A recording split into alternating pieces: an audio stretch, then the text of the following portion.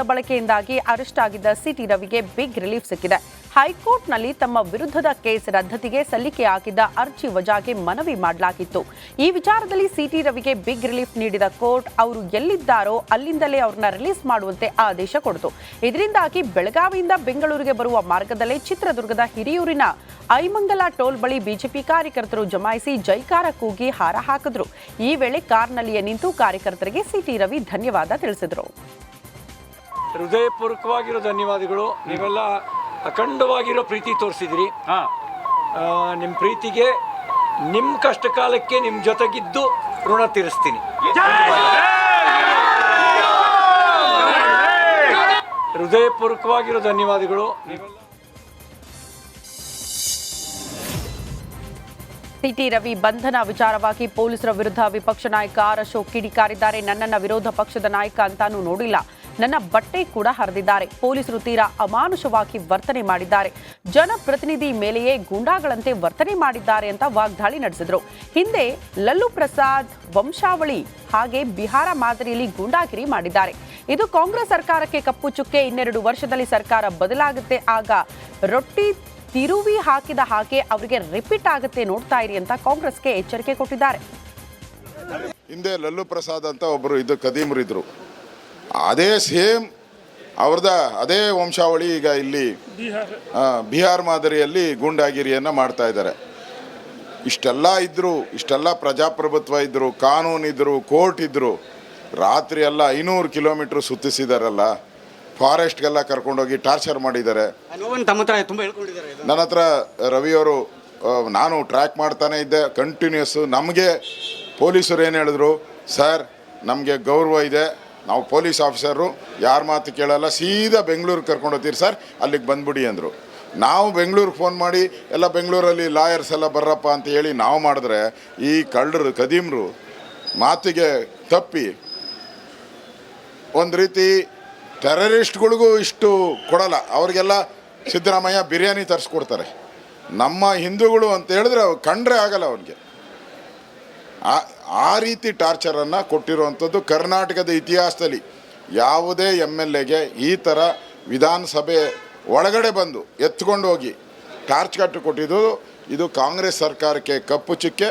ಮುಂದಿನ ದಿನಗಳಲ್ಲಿ ಅವರೇನು ಪರ್ಮನೆಂಟ್ ಅಲ್ಲ, ಅವ್ರು ತಿಳ್ಕೊಂಡಿದ್ದಾರೆ ನಾವು ಪರ್ಮನೆಂಟ್ ಅಂತ. 2 ವರ್ಷನೋ 1 ವರ್ಷನೋ ಗೊತ್ತಿಲ್ಲ. ಹೋದ್ಮೇಲೆ ಸೇಮ್ ನಿಮಗೂ ಅದೇ ರಿಪೀಟ್ ಆಗ್ತೈತೆ. ರೊಟ್ಟಿ ಹೆಂಗೆ ತಿರುವಾಗ್ತಾರೋ ಹಂಗೆ ರೊಟ್ಟಿ ತಿರುವಾಗ್ತಾರೆ, ಜನನೂ ತಿರುವಾಗ್ತೀರಿ. ಹಿಂದೆ ಬಿಜೆಪಿ ರಾಜ್ಯಾಧ್ಯಕ್ಷ BY ವಿಜೇಂದ್ರ ಕೂಡ ಸಿಟಿ ರವಿ ಬಂಧನದ ಬಗ್ಗೆ ವಾಗ್ದಾಳಿ ನಡೆಸಿದ್ದಾರೆ. ರಾಜ್ಯ ಸರ್ಕಾರ ಸಿಟಿ ರವಿ ಅವರನ್ನ ಉಗ್ರಗಾಮಿ ಅಂತ ನಡೆಸಿಕೊಂಡಿದೆ. ಪೊಲೀಸರ ಮೇಲೆ ಒತ್ತಡ, ಸಿಟಿ ರವಿ ಮೇಲೆ ಹಲ್ಲೆ ಮಾಡಿದ್ದು ಅಲ್ಲದೆ ಊಟ ನಿದ್ದೆ ಮಾಡೋದಕ್ಕೆ ಬಿಡದೆ ಚಿತ್ರಹಿಂಸೆ ನೀಡಿದ್ದಾರೆ. ಇದನ್ನ ಬಿಜೆಪಿ ತೀವ್ರವಾಗಿ ಖಂಡಿಸುತ್ತೆ. ಸಿಟಿ ರವಿ ಜೊತೆಗೆ ನಾವೆಲ್ಲರೂ ಇದ್ದೇವೆ ಅಂತ ಹೇಳಿದ್ರು. ಮೇಲ್ನೋಟಕ್ಕೆ ಗೊತ್ತಾಗ್ತದೆ ರಾಜ್ಯ ಸರ್ಕಾರ ಯಾವ ರೀತಿ ಕಾನೂನು ಬಾಹಿರವಾಗಿ ನಡೆದುಕೊಂಡಿದೆ. ಒಂದು ನೋಟಿಸನ್ನು ಕೂಡ ಕೊಡದೇನೆ ಒಬ್ಬ ಜನಪ್ರತಿನಿಧಿಯನ್ನ ಅರೆಸ್ಟ್ ಮಾಡಿರ್ತಕ್ಕಂಥದ್ದು ಅಕ್ಷಮ್ಯ ಅಪರಾಧ.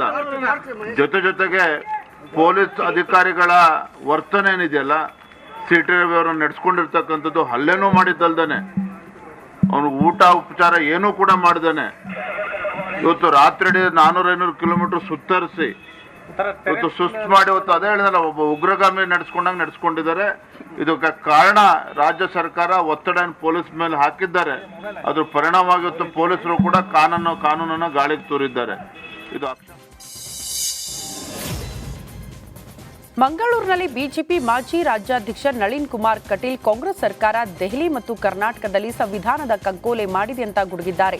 ಲೋಕಸಭೆ ಒಳಗಡೆ ರಾಹುಲ್ ಗಾಂಧಿ ವರ್ತನೆ ಖಂಡನೀಯ, ಜೊತೆಗೆ ಅಧಿವೇಶನದ ಹೊತ್ತಲ್ಲಿ ನಡೆದ ಘಟನೆ ಸರಿಯಲ್ಲ. ಸಿಟಿ ರವಿ ಮೇಲೆ ಹಲ್ಲೆಯನ್ನ ಖಂಡಿಸುತ್ತೇವೆ. ಹೊರಗಿನ ವ್ಯಕ್ತಿಗಳು ಮತ್ತು ಒಬ್ಬ ಶಾಸಕರಿಗೆ ಹಲ್ಲೆ ನಡೆಸುತ್ತಾರೆ ಅಂದ್ರೆ ಏನರ್ಥ ಅಂತ ಪ್ರಶ್ನೆ ಮಾಡಿದ್ದಾರೆ. ಸಿದ್ದರಾಮಯ್ಯ ಸರ್ಕಾರ ಬಂದ ನಂತರ ಗೂಂಡಾ ಪ್ರವೃತ್ತಿ ಹೆಚ್ಚಾಗ್ಬಿಟ್ಟಿದೆ ಅಂತ ಕಿಡಿಕಾರಿದ್ದಾರೆ. ಒಬ್ಬ ವಿಧಾನ ಪರಿಷತ್ನ ಸದಸ್ಯರಾಗಿ, ಮಾಜಿ ಸಚಿವರಾಗಿ, ಒಬ್ಬ ಹಿರಿಯ ಶಾಸಕರು ಆಗಿರತಕ್ಕಂಥ ಸಿಟಿ ರವಿಯವರ ಮೇಲೆ ಆ ಹಲ್ಲೆಯನ್ನು ನಾನು ಖಂಡಿಸ್ತೇನೆ. ವಿಧಾನಸಭೆಯ ಒಳಗೆ ನಡೆತಕ್ಕಂಥ ಎಲ್ಲ ಚರ್ಚೆಗಳು ಸಭಾಪತಿಗಳ ಅಂಗಳದ ಒಳಗೆ ಇರತಕ್ಕಂಥ ವಿಚಾರ. ಹಾಗಾಗಿ ಸಭಾಪತಿಗಳು ಕೊಟ್ಟಿರ್ತಕ್ಕಂಥ ರೂಲೇ ಅಂತಿಮ. ಅಲ್ಲಿ ಏನು ಲಕ್ಷ್ಮೀ ಹೆಬ್ಬಾಳ್ಕರ್ ಅವರು ದೂರು ಕೊಟ್ಟಿದ್ದಾರೆ, ಆ ದೂರಿನ ದಾಖಲೆಗಳನ್ನು ನೋಡಿದಾಗ ನಿನ್ನೆ ಸಭಾಪತಿಗಳು ವರದಿಯನ್ನು ಮಾಡಿದ್ದಾರೆ, ಯಾವುದೇ ದಾಖಲಾತಿಗಳು ಸಿಕ್ಕಿಲ್ಲ, ಮುಂದಕ್ಕೆ ನೋಡ್ತೀವಿ ಅಂತ.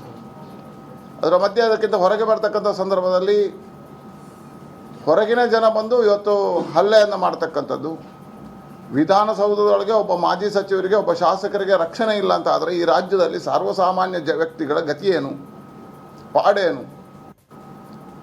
ಸಿದ್ದರಾಮಯ್ಯ ಸರ್ಕಾರ ರಾಜ್ಯದಲ್ಲಿ ಬಂದ ಮೇಲೆ ಒಂದು ಗೂಂಡಾ ರಾಜ್ಯ ಪ್ರಾರಂಭ ಆಗಿದೆ. ಈ ರೀತಿಯ ಪ್ರವೃತ್ತಿಗಳು ಅತಿ ಹೆಚ್ಚಾಗಿದೆ. ಒಂದು ಕಡೆಯಿಂದ ಕಾಂಗ್ರೆಸ್ಸಿನ ಗೂಂಡಾಗಳಿಗೆ ಧೈರ್ಯ ತುಂಬುವಂಥ ಕೆಲಸವನ್ನು ಈ ಸರ್ಕಾರ ಮಾಡ್ತಾ ಇದೆ. ಎರಡನೇದು ಭಯೋತ್ಪಾದಕರಿಗೆ ಈ ರೀತಿಯ ಧೈರ್ಯವನ್ನು ಕೊಡ್ತಕ್ಕಂಥ ಕೆಲಸವನ್ನು ಮಾಡ್ತಾ ಇದೆ.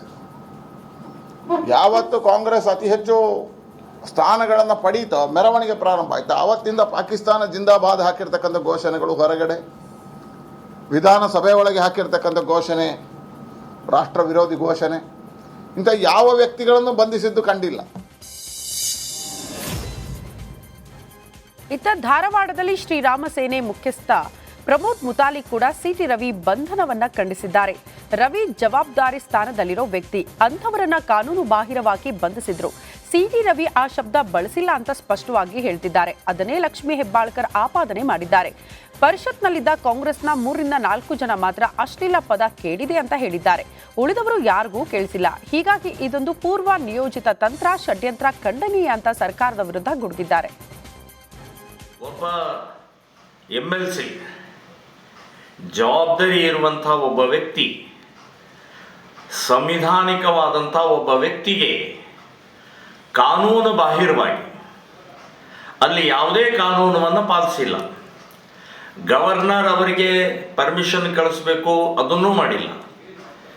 ಅಲ್ಲಿಯ ಸಭಾಪತಿಗಳಿಗೆ ಅನುಮತಿ ಕೇಳಬೇಕು, ಅದನ್ನೂ ಮಾಡಿಲ್ಲ.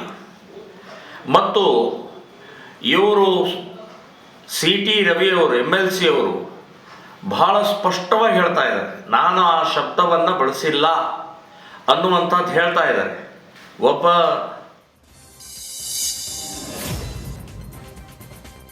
ಮತ್ತೊಂದು ಕಡೆ ಚಿಕ್ಕಮಗಳೂರಿನ ಬಸವನಹಳ್ಳಿಯಲ್ಲಿರುವ ಸಿಟಿ ರವಿ ನಿವಾಸಕ್ಕೆ ಸಂಸದ ಕೋಟಾ ಶ್ರೀನಿವಾಸ್ ಪೂಜಾರಿ ಕೂಡ ಭೇಟಿ ನೀಡಿ ರವಿ ಪತ್ನಿ ಪಲ್ಲವಿ ಹಾಗೂ ಪುತ್ರನ ಜೊತೆ ಮಾತುಕತೆ ನಡೆಸಿದ್ರು. ಈ ವೇಳೆ ಮಾತನಾಡಿದ ಅವರು, ಮೇಲ್ಮನೆ ಸದಸ್ಯನನ್ನ ಭಯೋತ್ಪಾದಕರಂತೆ ಬಂಧಿಸಿ ಇಡೀ ರಾತ್ರಿ ವಿಶ್ರಾಂತಿ ಕೊಡದಿರೋದು ನೋವಿನ ಸಂಗತಿಯಾಗಿದೆ ಅಂತ ಹೇಳಿದ್ದಾರೆ. ಶಾಸಕರೊಬ್ಬನ ಹಕ್ಕಿಗೆ ಚ್ಯುತಿ ತರುವುದರ ಮೂಲಕ, ಶಾಸಕರ ಮೇಲೆ ದೌರ್ಜನ್ಯ ಮಾಡುವುದರ ಮೂಲಕ ಒಂದು ಕೆಟ್ಟ ಸಂಪ್ರದಾಯಕ್ಕೆ ಕರ್ನಾಟಕ ಇವತ್ತು ಕೈ ಇಟ್ಟಿರುವುದನ್ನು ನಮಗೆ ನೋಡಲಿಕ್ಕೆ ಅವಕಾಶಗಳಾಯಿತು. ನಾನು ಸಿದ್ದರಾಮಯ್ಯನವರಿಗೆ ಆಗ್ರಹಪಡಿಸ್ತೇನೆ, ನೀವು ವಿರೋಧ ಪಕ್ಷ ನಾಯಕರಾಗಿ ಕೆಲಸ ಮಾಡಿದವರು, ಪ್ರಜಾಪ್ರಭುತ್ವದ ಮೌಲ್ಯಗಳ ಬಗ್ಗೆ ಭಾಷಣ ಮಾಡೋರು, ಬೇಷರತ್ತಾಗಿ ಸರ್ಕಾರ ಕ್ಷಮೆ ಕೇಳಬೇಕು ಅನ್ನುವಂಥ ಆಗ್ರಹವನ್ನು ಮಾಡಿ, ಶಾಸಕರ ಹಕ್ಕುಚ್ಯುತಿ ಏನೇನಾಗಿದೆ ಅವರೆಲ್ಲರ ಮೇಲೆ, ಇದಕ್ಕೆ ಯಾರ್ಯಾರು ಕಾರಣರಾಗಿದ್ದಾರೆ ಅವರೆಲ್ಲರ ಮೇಲೂ ಕೂಡ ಕ್ರಮ ಕೈಗೊಳ್ಳಲಿಕ್ಕೆ ರಾಜಕೀಯ